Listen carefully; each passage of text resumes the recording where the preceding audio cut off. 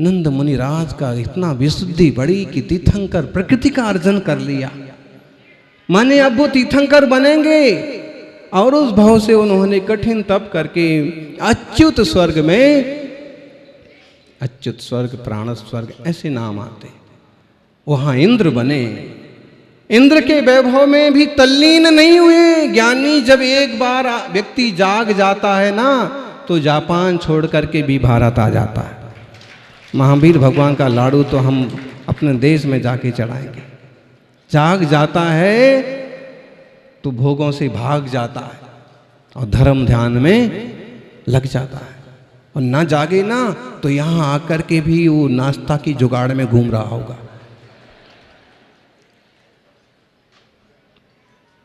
सज्जनों, जीव जागे थे। नंद देव बनने के बाद भी, इंद्र बनने के बाद भी, ढेरों अप्सराएं होने के बाद भी बहुत प्रज्ञा से काम लेते। एक फोकस था उनका, पूरा ध्यान था। उन्हें अपने भविष्य की पर्याय भी दिख रही कि बस अब तीर्थंकर, यह जीव तीर्थंकर होने वाला है। कुंडलपुर में तैयारियां चालू हो गई। गर्भ के 6 महीने पूर्व से ही देवताओं ने नगरी की रचना की। ज्ञानी विचार करना, चतुर्मास होना है जयपुर में, और श्रावकों ने मिल करके, चूंकि पहले से तो थी नशिया, लेकिन उसके बाद भी कितनी बड़ी तैयारी और की।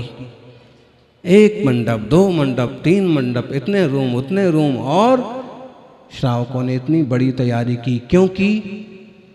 क्योंकि अरे भाई बताओ तो सही, मुनिराज आएंगे, बड़ा संघ आएगा, जन जन को लाभ होगा, मुनियों की साधना होगी। इस युग में कितना सा पुण्य है। इतने पुण्य वाले मुनि वृंदों के लिए भी इतनी बड़ी बड़ी सेवाएं खड़ी हो जाती हैं। तो तीर्थंकर जब स्वर्ग से च्युत होकर के आए होंगे तो निश्चित रूप से नगरी की सोने की रचना हुई होगी। और क्या प्रमाण चाहिए? मुख्यमंत्री आता है, नई सड़कें बन जाती हैं और सब तरह के काम हो जाते हैं। वो तीर्थंकर आ रहे हैं, 3 लोक के नाथ। 6 महीने पहले से रत्नों की वर्षा, 9 महीने गर्भ में आए हैं तो माँ की सेवा देवियां कर रही हैं।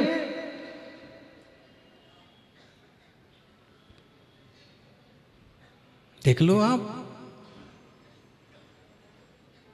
और वह अपूर्व पुण्य, 9 महीने के बाद प्रभु का जन्म हुआ, और जन्म गर्भ कल्याणक के साथ साथ जन्म कल्याणक भी मनाया गया। सादा जीव नहीं था जी। आज हम बहुत सस्ते में ले लेते, निर्माण लाडू का चढ़ाने का मौका भी मिले तो भी बिरले लोग ले पाते। इतना सरल था क्या? हर क्रिया में, हर अवसर पर सौधर्मेंद्र हाजिर होता था। आप एक भूत को बुला के दिखाओ तो जाने। बोलो, भूतों की तो कोई कमी नहीं है। फैशन के नाम पर आजकल ढेरों महिलाएं भूत बन करके आ जाती, ढेरों पुरुष कुछ का कुछ पहन करके आ जाते हैं। तो भूतों की कोई कमी नहीं। भूत तो मिल जाएंगे, लेकिन देवताओं का मिलना वो पुण्य से ही होगा। सौधर्मेंद्र चरणों में खड़ा है साहब, विचार करो। छोटी चीज है। 2549 साल बीत गए उनके निर्वाण के। आज अपन 2549वां निर्वाण उत्सव मना रहे हैं, और बहुत सा सौभाग्य अपन सबको देखने मिलेगा कि अगली दीपावली पर 2550वां निर्वाण उत्सव पूरे दुनिया में किस गरिमा और किस महिमा के साथ मनाया जाएगा, वो हमारी आंखें देखें। सौधर्मेंद्र ने सुमेरु पर्वत पर अभिषेक किया, और अभिषेक का वैभव, एक एक चीज का वैभव सुनना है तो अपन पंचकल्याणक में, अचरौल में सुनेंगे। एक एक कल्याणक की क्या गरिमा और क्या महिमा होती है। आज तो हमें सिर्फ इतना सा समझ लेना है कि अद्भुत अपूर्व प्रतिभा के धनी, जिन्हें किसी से पढ़ने की जरूरत नहीं पड़ी, जो जन्म से ही 3 ज्ञान लेकर के आए, जिनके पिता सम्राट हैं, जिनके नाना राष्ट्रपति हैं, वहां की भाषा में राष्ट्राध्यक्ष कहेंगे, जिनकी सारी मौसियां बड़े बड़े राजाओं के यहां पटरानियां बन के बैठी हैं। कितनी मौसी थी? 7 बहनें थीं। हाँ, कितनी बहनें थीं? आपकी कितनी बहनें हैं? लोग बहुत शर्म खाते हैं, बहुत लिहाज करते हैं। सबसे ज्यादा ठेका जैनों ने ले रखा है जनसंख्या नियंत्रण करने का। दूसरी बेटी भी आए तो कत्ल कर दो, करवा दो, किसको पता पड़ रहा है?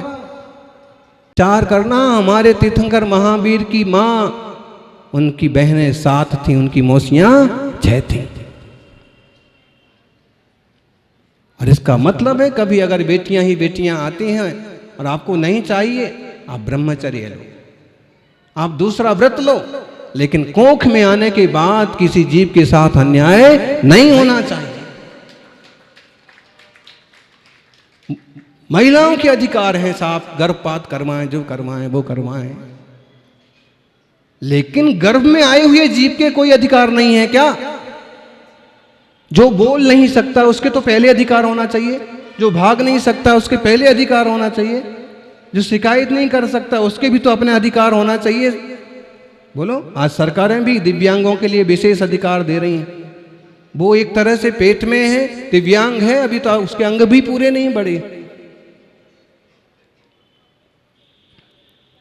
तो अगर 2, 4, 5 छोरियां भी आ जाएं तो भी टेंशन में आने की जरूरत नहीं है। जिस महावीर ने 6 मौसियों की गरिमा देखी है, वो तुम्हारी छोरियों की भी गरिमा देखेंगे। उनके ज्ञान में उनका भी भविष्य अच्छा ही झलकेगा। अच्छे संस्कार दोगे, अच्छा ही होगा।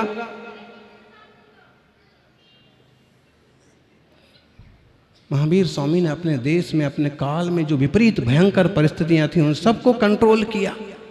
पशु बलि, दास प्रथा, स्त्रियों की गुलामी, स्त्रियों को गुलाम बना दिया जाता था, बेच दिया था, बेच्या बना दिया जाता था, और उन सब चीजों पर उन्होंने जबरदस्त काम किया। उन्होंने राजा का पद भी स्वीकार नहीं किया। जब उनके नाना ने समझाया, माँ पिता ने तो समझाया, नाना ने समझाया कि राजा बन करके कंट्रोल कर सकते हो, संविधान बना करके तुम जो चाहो सो करना। उन्होंने कहा कि तलवार के बल पर हम लोगों के विचार नहीं बदल सकते, लोगों के विचार बदलने के लिए मुझे कुछ और ही करना पड़ेगा। इसलिए मैंने पक्का किया है कि पहले मैं मुनि बन के तप करूंगा, उसके बाद जन जन के कल्याण के लिए उद्धार करूंगा। सादा, एकदम सादा जीवन नहीं था। हमने तो यूं एकदम आकार वाली मूर्ति बना दी, महावीर जी में महावीर जी भगवान विराजमान हो गए।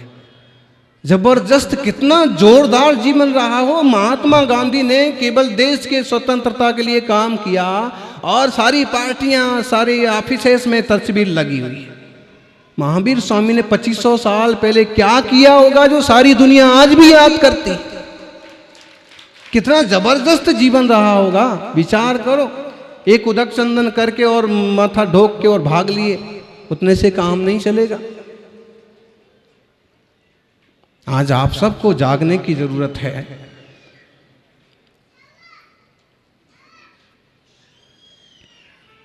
इनके 5 नाम हुए, वीर, अतिवीर, सन्मति, वर्धमान।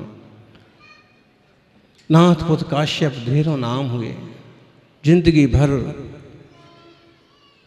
उन्होंने सत कार्य किए। 30 वर्ष की वय में मुनि दीक्षा ली, 12 वर्ष तक घोर तप किया, कठिन परिचय झेले, 4 माह के उपवास किए। चंदना के हाथों जो उनका पारणा हुआ था, लगभग 6 महीने के उनके उपवास हो गए थे।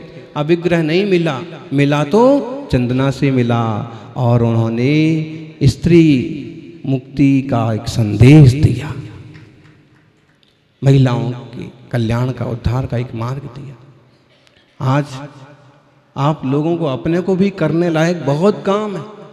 जय तो करने लायक है ही, लेकिन जिनने जय का काम किया उनकी संदेशों पर चलने की भी जरूरत है। समाज को संभालिए जी,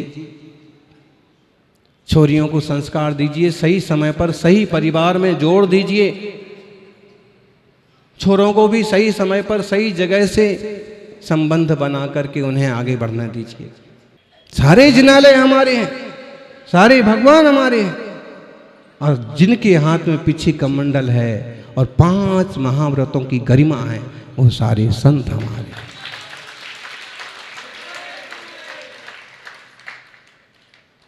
क्यों इस टाइप से सोचते हैं लोग? इतना इतना करने से फायदा क्या होता? मुझे तो जहां तक याद है कि मैं इस टाइप से किसी को बंधन में नहीं डालना। मैं खुद मुक्ति के मार्ग पर चला हूं। महावीर स्वामी मोक्ष गए। मोक्ष गए का मतलब ये नहीं है कि इतने बड़े साम्राज्य से निकल के वहां किसी पेटी में बंद हो गए।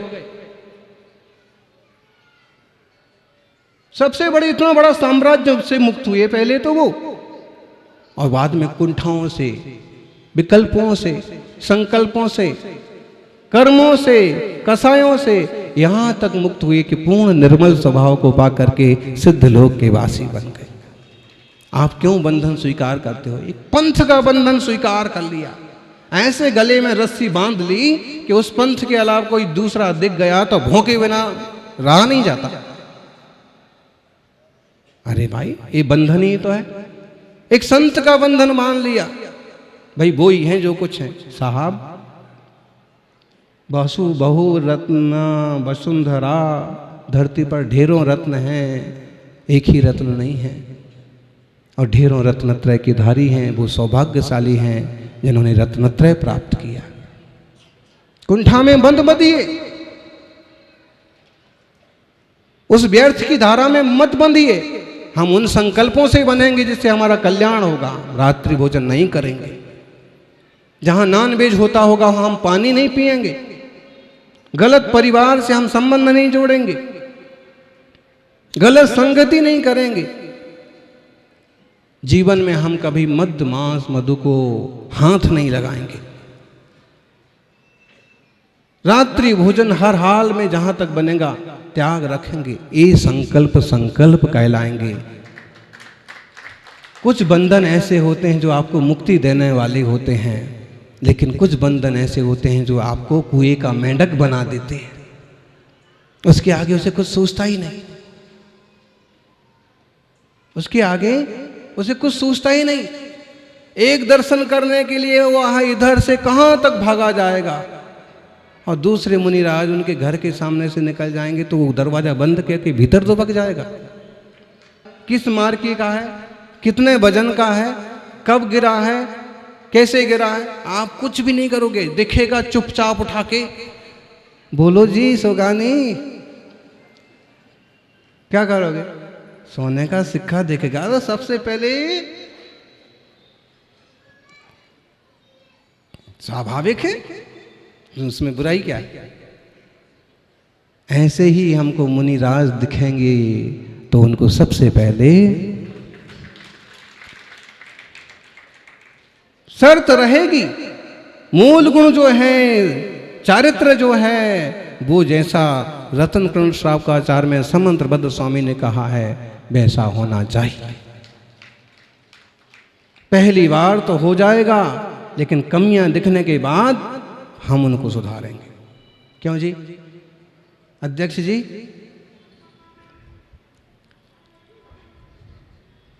सौभाग्य है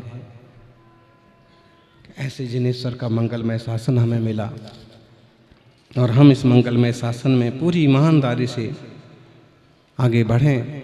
सबसे बड़ी ज़रूरत है, मुसलमानों का वक्फ बोर्ड बन सकता है, सिखों का बन सकता है, किसानों का बन सकता है, सबका बन सकता है, सबका बनो। जैनों का जैन कल्याण बोर्ड क्यों नहीं बन सकता? आज तक जब अल्पसंख्यक आयोग का मिला हुआ है, आपको दर्जा मिला हुआ है, तो एक बोर्ड क्यों नहीं बन सकता है? अल्पसंख्यक दर्जा का अध्यक्ष कौन है? बोले अध्यक्ष तो अमुक अमुक खान है। तो वो तुम्हारे जैन को उसको क्या सूझेगा? जैन कल्याण बोर्ड बने, और जयपुर से, राजस्थान से इसकी शुरुआत होना चाहिए। अरे थोड़ा भिड़ना सीखो। आपस में भिड़ने वाले हमको बहुत मिलते हैं, लेकिन गैर से भिड़ करके अपने अधिकार पाने वालों की हमको जरूरत है। आप थोड़ा सा सरकार से, थोड़ा सा राजनीति से, थोड़ा सा सामने आना सीखिए जी। आज निर्वाणोत्सव है महावीर स्वामी का, और आज हम फिर कहेंगे मुख्यमंत्री कितना बिजी होता, लेकिन किसी और का होता अगर ऐसा आयोजन 2549वां निर्वाणोत्सव, सबसे पहले धूप लगा के आता, कोई पार्टी का होता जाए। और जाते हैं 100 आ गया, 50 आ गया, सब धूप लगाते फिरते। इनको यहां क्या तकलीफ हो रही?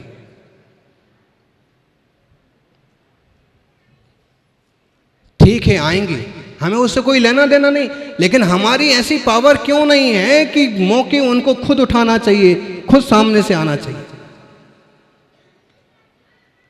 जो भी है, क्योंकि आत्म कल्याण हमारे लिए मुख्य है, आत्मशुद्धि मुख्य है। लेकिन एक बात ध्यान रखना, न समाज ना रहेगा, शक्ति ना रहेगी, तो कोई आत्म कल्याण दिखाने वाला सिखाने वाला भी नहीं रहेगा। सबसे पहले समाज को भी देखिए, समाज की शक्ति को भी देखिए, समाज के सम्मान को देखिए, और फिर जब ये सारी चीज़ें विकसित हो रही हैं तो क्षण भर जिनालय में बैठ कर के अपने आत्मा का भी ध्यान कीजिए, प्रभु चरणों में जाकर के आत्म कल्याण का भी चिंतन कीजिए। परिस्थिति अनुकूल हैं तो सब कुछ कर सकते हो, वरना वो जमाना भी अंकलिकर जैसे मुनियों ने देखा कि सड़क पर निकलना मुश्किल होता था। और आज भी जहाँ समाज का प्रभाव है मुनियों जाते हैं, जहाँ प्रभाव नहीं है आज भी चीठा कसी सुनने को मिल जाते। समाज की गरिमा महिमा मंडित हो और इतने सारे लोग हों। हम ये कह रहे ग्रुप क्यों हम सोचते हैं? अगर छोटे छोटे ग्रुप भी बन गए हैं तो वो भी तो शक्तियाँ ही है ना हमारे पास। श्री राम के तर्कस में अगर एक ब्रह्मास्त्र है और 100 छोटे छोटे अस्त्र भी हैं तो अस्त्र तो अस्त्र ही है ना। तो हम ये ना सोचने कि इतने गुट हैं, इतने अध्यक्ष हैं, ये है वो है, सब चीज रहो, लेकिन एक ब्रह्मास्त्र भी होना चाहिए। एक इशारा मिले तो सबको धर्म ध्यान के लिए, समाज सुरक्षा के लिए, आत्म विकास के लिए, मुनि सेवा के लिए तुरंत आगे आना चाहिए। सौभाग्य है कि आज हम प्रभु के चरणों में अर्घ्य समर्पित कर रहे हैं। वो निर्वाण लाडू, जैसे उनने निर्वाण को पाया, बाणों से रहित हो गए, वैसे हम भी इन सब विकल्पों के बाणों से मुक्त हों। जब भी अवसर मिले उनके चरणों में बैठ के परम विशुद्ध चेतना का अनुभव करें और वैसी दशा को पाने का सम्यक पुरुषार्थ करें। पावापुर के पद्म सरोवर में अंततः प्रभु पहुँचे। 30 साल जितने उपदेश दिए और पावापुर में 3 दिन के योग निरोध के बाद भगवान महावीर स्वामी का मोक्ष हो गया। जय बोलिए भगवान महावीर स्वामी की।